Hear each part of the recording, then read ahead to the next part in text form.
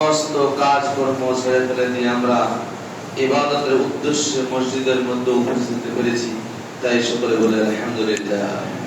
তারপরে পরে আমাদের ধর্মের গুরু, ধর্মের নেতা, সর্বকালের সর্বযুগের সর্বশ্রেষ্ঠ মহামানব জনাবে মুহাম্মদুর রাসূলুল্লাহ সকলে বলি সাল্লাল্লাহু আলাইহি ওয়াসাল্লাম, তার প্রতি সহস্র শান্তির ধারা বর্ষিত হোক। আল্লাহুম্মা সাল্লি আলাইহি ওয়া সাল্লিম বারিক আলাইহি।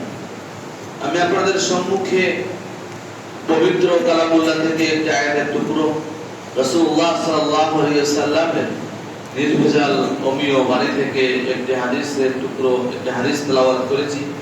সে হাদিস এবং কোরআনকে সামনে রেখে আমি আমার সংক্ষিপ্ত তথ্য বিবরণ তুলে দেওয়ার চেষ্টা করব ইনশাআল্লাহ আজিজ। ওমা তৌফিক ইল্লা বিল্লাহ, আলাইহি তাওয়াক্কালতু ওয়া ইলাইহি উনীব। সেই বিষয় হচ্ছে, সে টপিক হচ্ছে ওশর ও যাকাত। আমরা জানি যে আমরা মুসলিম, আমরা ইসলাম ধর্মাবলম্বী লোক,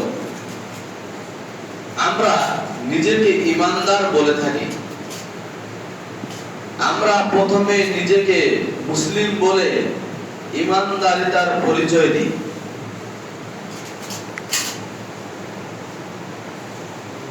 এই মুসলিমদের উপরে যারা ইসলাম ধর্মাবলম্বী লোক হবে, তারা নবী করিম সাল্লাল্লাহু আলাইহি ওয়াসাল্লামের হাদিসকে, নবী করিম সাল্লাল্লাহু বাণীকে এবং মহান করুণাময় রব্বুল আলামিনের যে কোরআনুল কারীম, এই দুটো কিতাবকে, এই দুটো বইকে মুসলমানরা প্রাধান্য দিবে, সেটা মূল্যায়ন করবে, মেনে চলবে। কিন্তু আজ দুঃখের বিষয়, আজকে আমাদের ইসলাম ধর্মাবলম্বী লোক হওয়ার সত্ত্বেও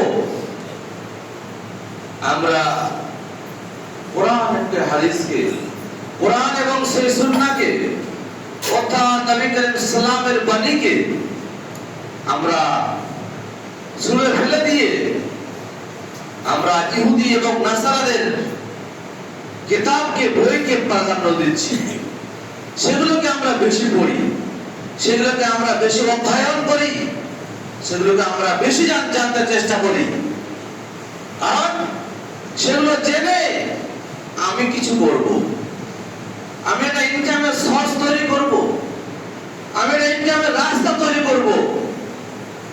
কিন্তু আপনি ইসলাম ধর্মাবলম্বী লোক হওয়ার সত্ত্বেও আপনার নবী করিম সাল্লাল্লাহু আলাইহি হাদিস এবং কোরআনকে মান্যতা দেওয়ার দরকার, তা মেনে চলা দরকার।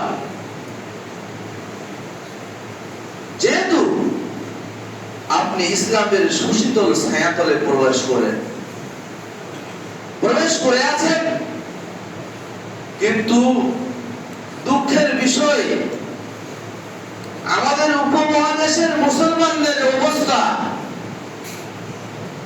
যেটা সুবিধা মনে হয় আমরা সেটা মানছি, যেটা ভারী সেটাকে ত্যাগ করে দিচ্ছি।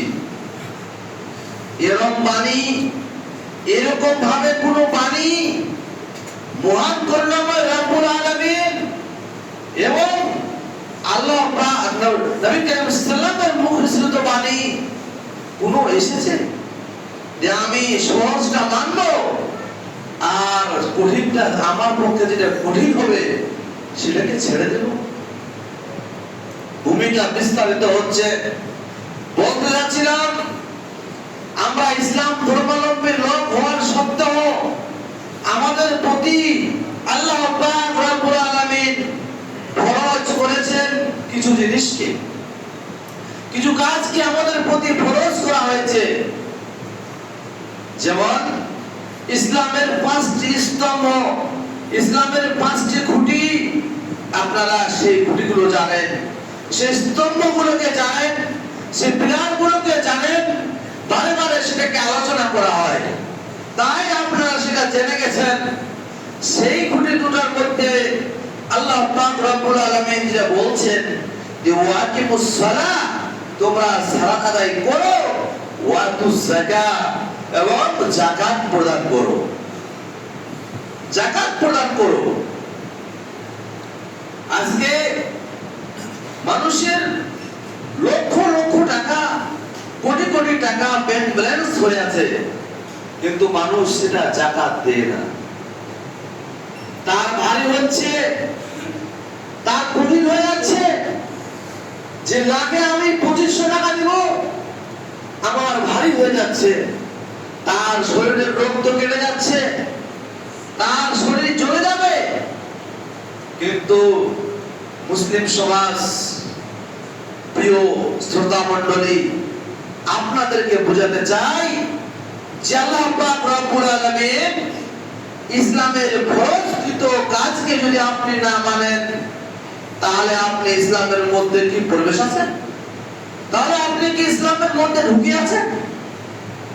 না, আপনি কিছু মানবেন আর কিছু ছেড়ে দিবেন, তা হতে পারে না। কিছু মানবো আর কিছু ছেড়ে দেবো, তা হতে পারে না।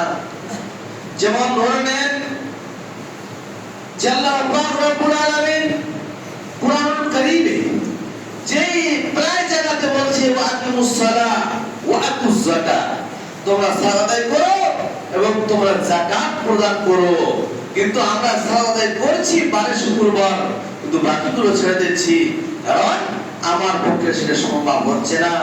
আমার খেতে খামার, আমার চাষবাস, আমার সন্তান সন্ততি তাদের তোলার কাছে করতে গিয়ে আমার সময় নেই, আমি সেটাকে এড়িয়ে চলছি। কিন্তু আল্লাহ পাক রব্বুল আলামিন সেই বাধ্যতামূলক ইবাদতকে আপনার জন্য বাধ্য করা হয়েছে, সেটাকে আপনি এড়িয়ে চলছেন। আপনি নাকি ইসলাম ধর্মাবলম্বী, আপনি নাকি মুমিন, আপনি নাকি খোদা ভীরু। বলতে যাচ্ছিলাম যে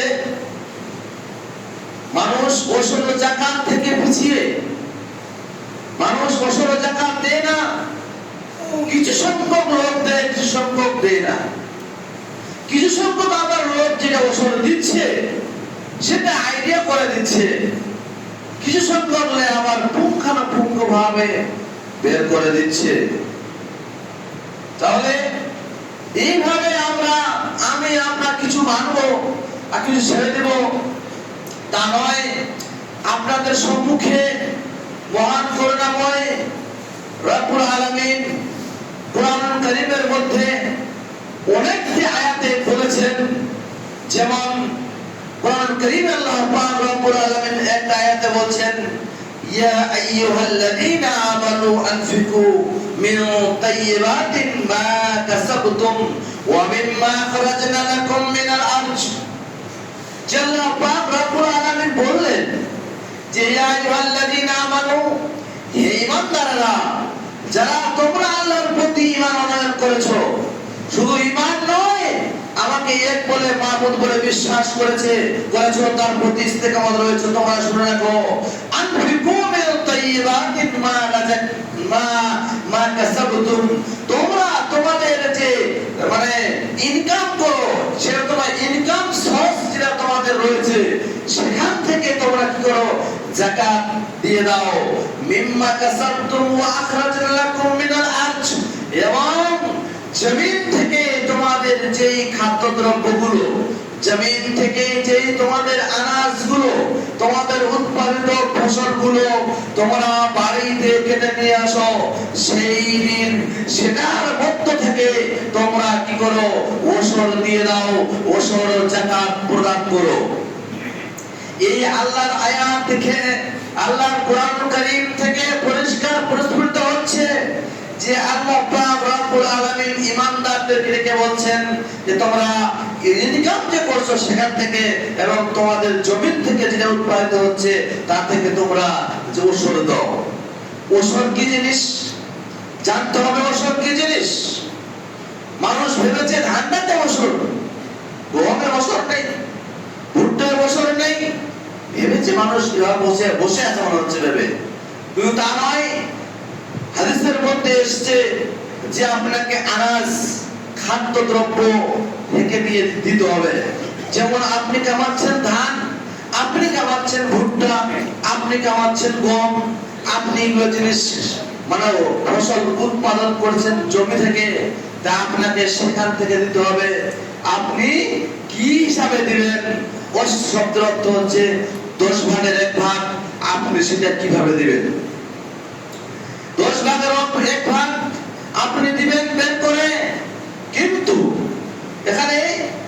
এখানে ইমাম বোনেরা, যারা মুহাদ্দিস বোনেরা এবং ইমাম বোনেরা তারা বলছেন, যেমন হাদিসে এসেছে যে আপনি যদি সেটা যদি নিজের পয়সা দিয়ে, নিজের পানি শেষ করে, নিজের টাকাকে খরচ করে আপনি যদি সেই উৎপাদিত জিনিসটা কামান, তাহলে আপনি নিসফে ওশর দিবেন।